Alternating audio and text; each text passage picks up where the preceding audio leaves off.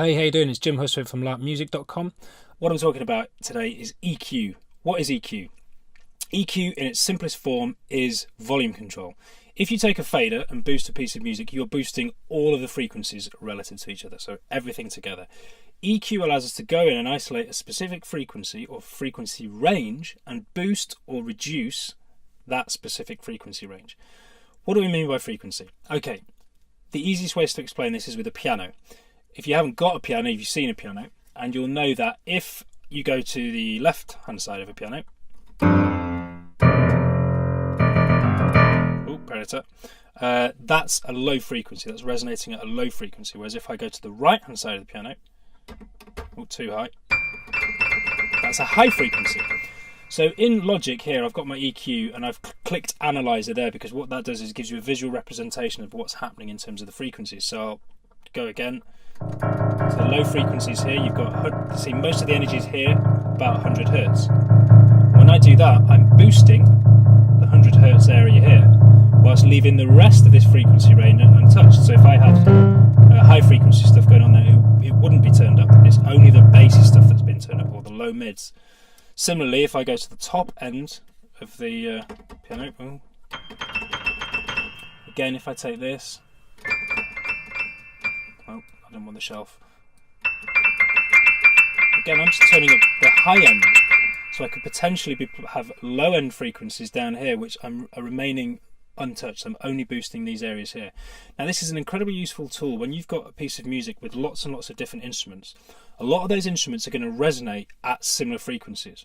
So rather than wanting to be able to turn up all of the piano, you might only want to turn up a certain part of the piano. So let me just show you this as well. This is a frequency chart. So what this is showing us is at what frequency different instruments resonate.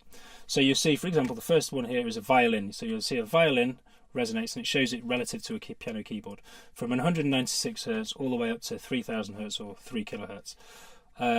And similarly viola, etc. But what you've got is here, this area here is the interesting bit, because if you've got all of these instruments playing and they're all playing around this sort of frequency range, you're going to get a lot of the same frequencies stacked on top of each other.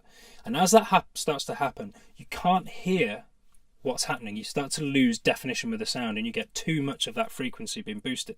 EQ allows us to go in and tame that and play with it without, boosting the whole thing. So I'm going to show you an example of this in action. So here is a project which I have been working on. As you can see, there's quite a lot of tracks in here. I've got drums, I've got guitars, I've got bass, I've got piano, I've got strings, I've got bloody kitchen sink. I've got everything in there. And as you start to put in more and more instrumentation, more of that instrumentation will have overlap in terms of the frequency range that it takes up. So this is why we EQ. Now, I'm not going to go into detail about all the instrumentations here. I'm going to pick the two main ones, which is an acoustic guitar and a piano. Now, this is a classic example. Because of the frequency range that these two instruments take up, quite often within a piece of music, if you've got them in the same piece of music, they will be competing with each other, and you will have to EQ them so that they sit well together and don't sort of mush each other. So let me what I've done is I'm going to play the acoustic guitar so you can have a listen to this. I have on the EQ, I've just, for exaggerated effect, so it's really audible, I've boosted the sort of low mids and upper bass frequencies so that you can really hear it. Have a listen to this.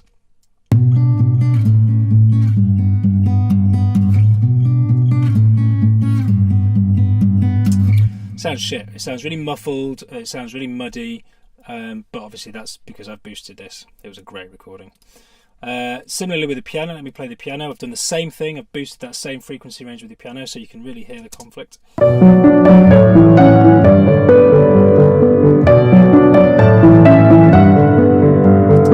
Piano doesn't sound quite as bad, but now have a listen to these two when they're played together.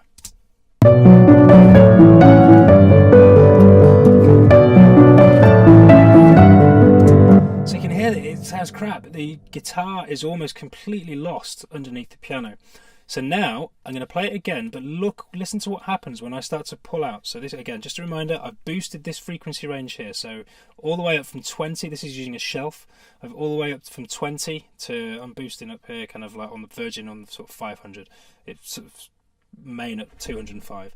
But we'll listen what happens. I'm going to play it and I'm going to pull those frequencies out now. I've boosted them, I'm actually going to drop them.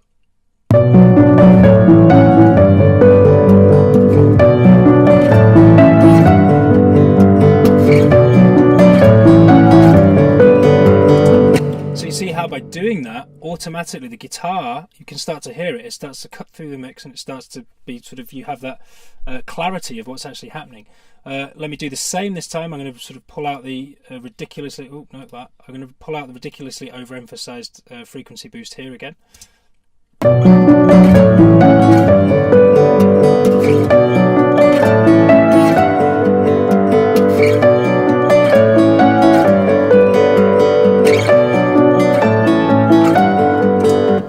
So there you go.